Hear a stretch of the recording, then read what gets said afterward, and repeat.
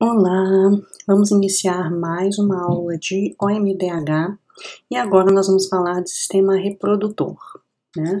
Vou dar uma breve introdução a respeito do sistema reprodutor antes de chegarmos no sistema reprodutor masculino, que é o tópico da aula.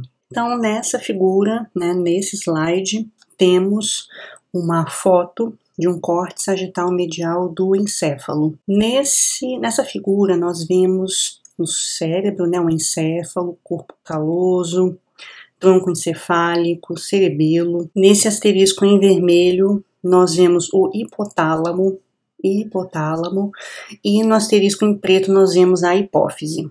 A hipófise localiza-se dentro da célula túrcica, também chamada de célula turca, que é esse espaço pequeno aqui na base do encéfalo, tá? Esse osso aqui é o osso esfenoide. Colocando a hipófise numa magnitude de aumento maior, nós observamos a hipófise anterior, também chamada de adenohipófise, e hipófise posterior, também chamada de neurohipófise. Como funciona o eixo hipotálamo, hipófise, gônada? O hipotálamo produz um hormônio liberador de gonadotrofinas, a sigla em inglês é GnRH, então é o hormônio. R significa release, né, do inglês, liberador. O GN refere-se a gonadotrofinas. Então, o GnRH, que é claramente uma sigla, né, em inglês, produzido no hipotálamo, vai pela circulação porta-hipofisária até a adenohipófise, e na adenohipófise vai estimular os gonadotrofos, as células que produzem as gonadotrofinas, a liberar o seu conteúdo no sangue. As gonadotrofinas são FSH e LH. O LH é o hormônio luteinizante e o FSH é o hormônio folículo estimulante. Ambos atuam sobre as gônadas, que são as glândulas periféricas.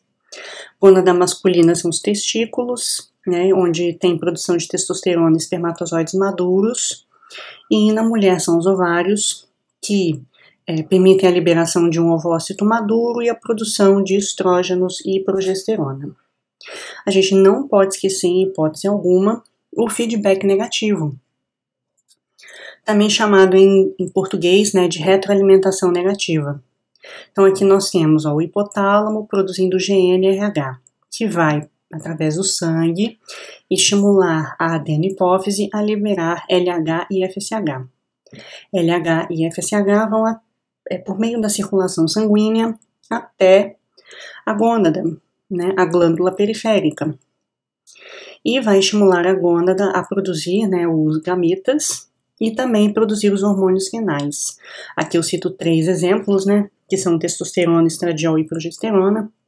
Esses hormônios são conhecidos, né, conjuntamente como hormônios esteroides sexuais. Eles fazem feedback negativo sobre o eixo hipotálamo-hipófise, e também existe aqui o feedback negativo de alça curta entre a adenohipófise e o hipotálamo. Então, esse feedback negativo feito pelos hormônios finais aqui, os esteroides sexuais, é um feedback de alça longa. E o feedback causado pelo LH e FSH sobre o hipotálamo é um feedback negativo de alça curta. E aí eu preciso lembrar vocês também de que esses hormônios finais, os esteroides sexuais, eles têm efeitos sistêmicos. O que eu quero dizer com isso? Outros tecidos, né, os tecidos periféricos relacionados ao sistema reprodutivo, como glândulas, que secretam fluidos específicos, sofrem ação desses hormônios. Na mulher, por exemplo, o estrogênio vai atuar nas glândulas mamárias. No homem, a testosterona pode atuar na próstata e em vários outros tecidos, tá? Os tecidos onde esses hormônios atuam são os tecidos que possuem receptores para a ação dos esteroides sexuais, tá? E aí eu deixo uma informação um pouco diferente, né, porque eu estou falando de feedback negativo, mas também existe feedback positivo. E esse feedback positivo a gente vai estudar e ver no sistema reprodutivo feminino. Agora nós vamos entrar aqui no sistema reprodutor masculino. E aí, eu preciso apresentar para vocês, né, a gônada masculina. Então aqui nessa aula eu vou me ater principalmente às gônadas. Eu vou falar aqui dos testículos, como é a estrutura histológica e quais são os efeitos hormonais, né, que a gente observa nessa estrutura. Tá? Porque eu estava falando, né, na primeira parte ali da aula, que o LH e o FSH, eles atuam sobre o testículo. Então, eu tenho que mencionar e explicar essa estrutura. Então, nós temos aqui o testículo, né, sem a pele, sem a estrutura muscular e outras camadas de tecido conjuntivo que nós temos aqui. Eu estou mostrando apenas... principalmente os túbulos seminíferos, né, que estão dentro dessa estrutura, dessa cápsula cheia de septos, tá, para separar os conjuntos aqui de túbulos seminíferos. Existem 250 metros de túbulos seminíferos, né, em cada gônada, aproximadamente. Dentro dos túbulos seminíferos, que são estruturas enoveladas, né, é uma estrutura muito longa, existe a produção de espermatozoides e de testosterona, tá? Então nós estamos vendo aqui essa estrutura circular, que é o testículo, né, uma parte do testículo. Nessa estrutura existe a cápsula, também chamada de túnica albugínea, tem uma série de septos. E dentro dessas estruturas, né, entre os septos, nós temos os túbulos seminíferos. Na porção mais central, mais mediana, na região do mediastino testicular, nós temos uma rede também, né, que faz parte dessa estrutura tubular que leva os espermatozoides até essa estrutura novelada, chamada de epidídimo, tá?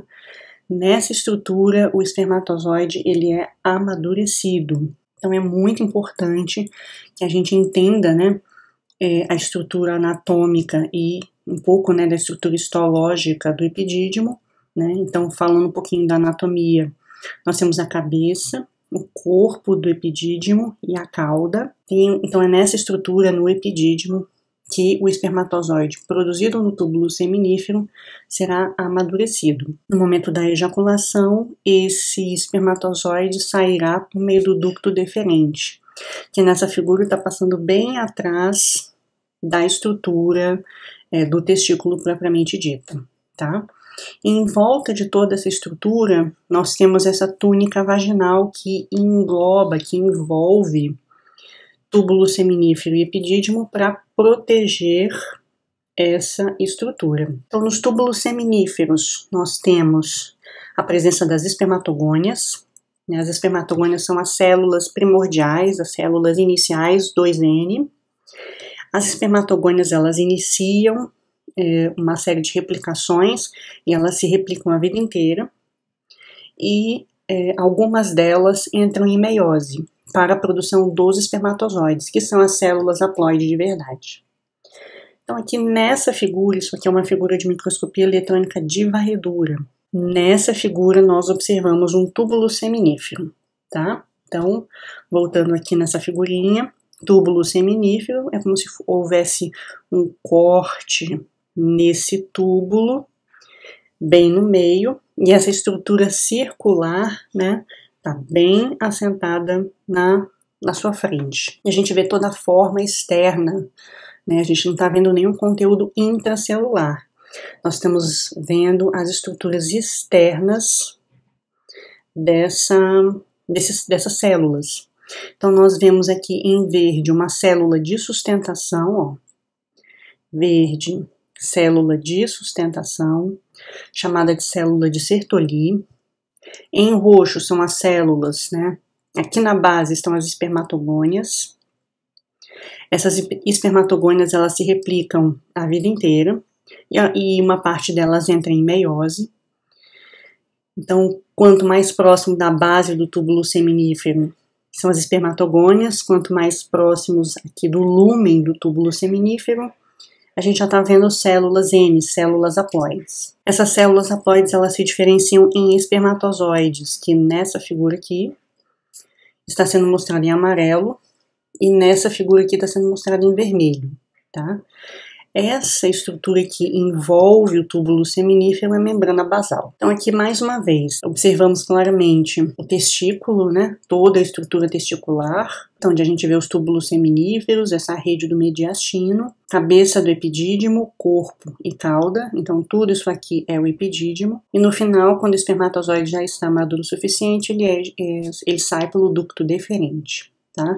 A vasectomia é o corte, né, que se faz nesse ducto deferente, justamente para não haver saída dos espermatozoides. Então, pegando esse túbulo seminífero, fazendo um corte histológico, né, e colocando bem aqui na frente de vocês, a gente vê claramente aqui, né, a membrana basal, aqui que não está sendo apontada. Nós vemos essas células em azul, que são as células espermatogônias até a gente ter células haploide. Então aqui existem todas as fases da meiose, e aí essas células haploides se diferenciam em espermatozoides, tá? Então a célula de sustentação, que está aqui sendo mostrada em roxo, é a célula de Sertoli, e do lado de fora nós observamos as células intersticiais, também chamadas de célula de Leydig. Nós temos um corte aqui, né, como se fosse uma fatia da pizza, literalmente, e nessa figura de baixo nós temos essa estrutura aqui aumentada, tá? Então, do lado de fora, temos as células intersticiais, células de Leydig que secretam testosterona, membrana basal. Dentro do túbulo seminífero, as células de Sertoli, que secretam proteínas para dar suporte à produção de espermatozoides. E as células em azul, como eu tinha dito, são todas as células em as suas fases da meiose, desde a espermatogônia até espermatócito primário, secundário e espermátide. A espermátide é a célula N, mas está vendo que ela tem uma característica circular, ela não parece um espermatozoide. E essa espermátide, ela vai se diferenciar para a formação de um espermatozoide com cabeça, peça intermediária e cauda. Então, quais são as células que nós encontramos nos túbulos seminíferos? Células de Leydig, que produzem esteroides andrógenos, principalmente testosterona e dihidrotestosterona. Células de Sertoli, que regulam, né, a espermatogênese e a espermiogênese. A espermatogênese, voltando aqui, ó, são as etapas da meiose, até chegar em espermátide, tá? Isso aqui é espermatogênese. A diferenciação da espermátide em espermatozoide nós chamamos de espermiogênese. E além disso, dentro dos túbulos seminíferos nós temos as células germinativas, né, que dão origem aos gametas. Então vamos falar um pouquinho da célula de Sertoli, tá? Ela controla a produção de espermatozoides. Como é que ela atua? Ela tem junções aderentes e comunicantes com as células germinativas, que vão se diferenciar em espermatozoide. Ela regula o crescimento e diferenciação das células germinativas e, além disso, sofre a ação do FSH e dos andrógenos, sintetizados pela célula de Leydig. Como eu disse, né, a formação do espermatozoide, ela inclui duas etapas.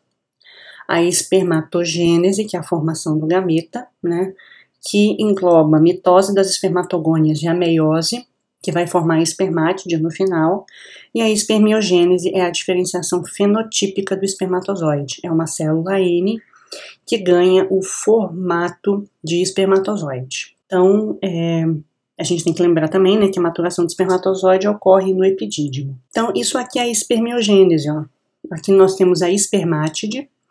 Ela começa a perder citoplasma e existe toda uma reorganização de organelas. As mitocôndrias, elas vão se localizar naquilo que a gente chama de peça intermediária, elas geram ATP para o movimento do flagelo. O flagelo aparece e a cabeça, né, do espermatozoide, ele contém duas estruturas, o núcleo e o acrosoma, tá? O complexo de Golgi, ele vai paulatinamente se convertendo nessa vesícula acrossômica. O acrossoma é importante porque ele tem enzimas que vão digerir a parte externa do ovócito no momento da fecundação. Então, não existe fecundação sem acrossoma, tá? Vocês vão ver isso um pouquinho melhor em embriologia. Mas quando o espermatozoide encontra o ovócito, ele libera um acrossoma e essas enzimas vão digerir um tecido, né? Uma grande quantidade de ácido hialurônico ali da zona pelúcida do ovócito. A célula de Leydig, ela sintetiza hormônios esteroides, e aqui nessa figura tem os dois principais exemplos que eu vou citar, mas não são os únicos, tá? Temos a testosterona e a dihidrotestosterona. A célula de Leydig possui receptores para LH e ela também sintetiza hormônios andrógenos. Os andrógenos são feitos a partir do colesterol e eles são carreados no sangue por meio de ligação com proteínas, né? Porque são hormônios lipossolúveis, e dentro do testículo eles ficam ligados a uma proteína chamada ABP, tá? Que é Androgen Binding Proteins, que são proteínas de ligação de andrógenos. Então, deixa eu mostrar aqui a via para vocês, para ficar um pouco mais fácil. A célula de Leydig, ela pega o colesterol. Todos esses risquinhos aqui em verde indicam intermediários, né, que não estão sendo citados para tornar a figura um pouco mais didática. Mas o colesterol, ele é convertido em andrógenos, tá? DHEA, em geral, ela é produzida mais no córtex da adrenal, a gente já viu isso aqui. E na célula de Leydig se produz principalmente testosterona e dihidrotestosterona. Existe também a produção de alguns estrógenos ali também. Quando essa testosterona vai para a circulação sanguínea, os tecidos periféricos podem converter a testosterona em dihidrotestosterona e 17-beta-estradiol. Então, eu vou fechar um pouco essa minha conversa, né, para a gente relembrar da questão do LH e do FSH. LH e FSH, eles são secretados pela adenohipófise, pela mesma célula, tá? É uma única célula que produz FSH e LH. Só que eles têm perfis de liberação diferentes, tá? A célula, o gonadotrofo, produz aqui em homens mais LH do que FSH. Em mulheres isso aqui é um pouco diferente, a gente vai ver isso. Mas em homens, né, a amplitude do pico de LH é muito maior do que de FSH. Amplitude é o tamanho do pico, tá? É isso aqui, amplitude. Frequência de pulsatilidade, né, pulsos por minuto, e amplitude do pulso. O LH, claramente, né, ele tem uma relação muito importante com a secreção de testosterona, porque quando nós observamos um aumento da amplitude da pulsatilidade, nós vemos que a concentração de testosterona produzida pela gônada masculina é maior, tá?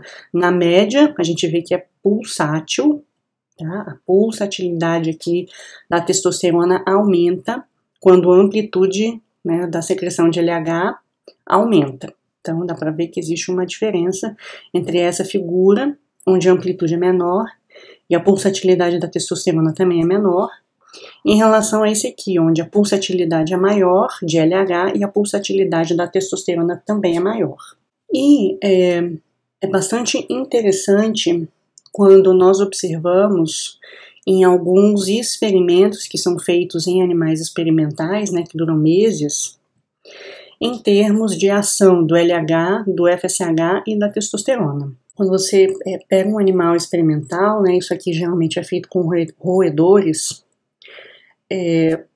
injeta-se, por exemplo, LH e FSH, tá?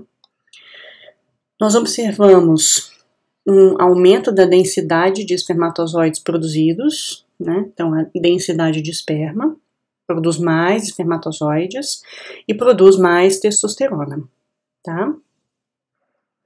Mas quando nós separamos os efeitos do FSH e do LH, quando existe um pico, né, de injeção de FSH, que ele injeta mais FSH no animal, você vê claramente um pico de densidade de espermatozoides, mas nada acontece com a testosterona. Quando você tem mais um pico aqui de LH, você não vê uma alteração tão significativa de densidade de esperma, indicando que o FSH ele tem um efeito muito importante na produção de espermatozoides, né?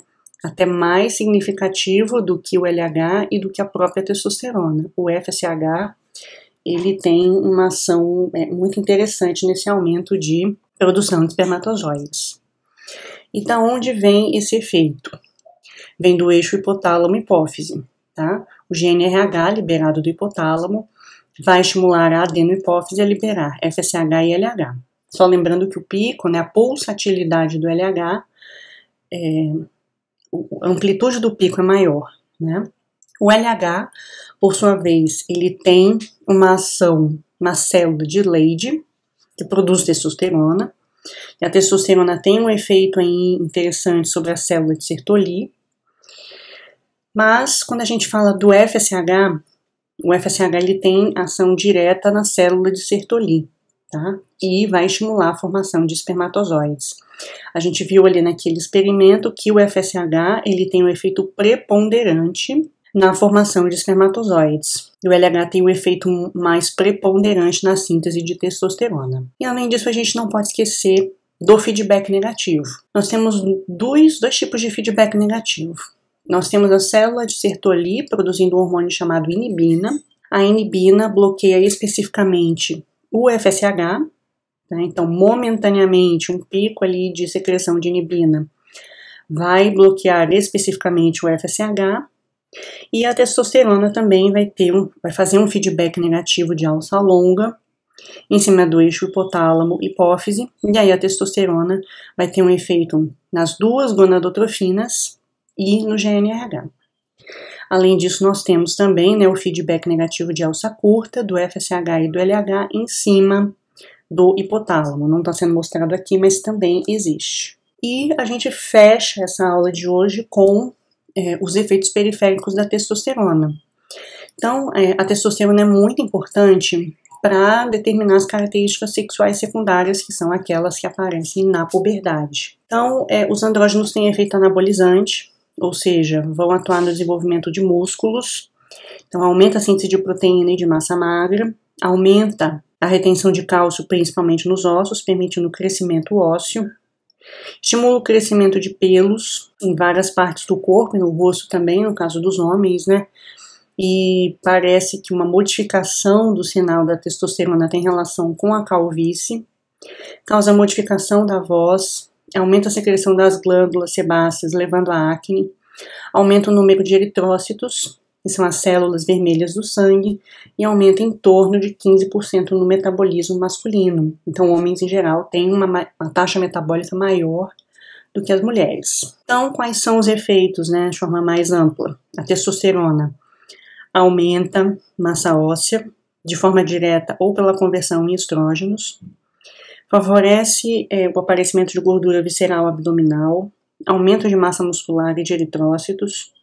No fígado, ele aumenta o VLDL e o LDL, tá? Isso aqui é um efeito negativo, porque o LDL é o colesterol ruim, né, digamos assim, popularmente conhecido como colesterol ruim, e diminui HDL, que é o colesterol bom.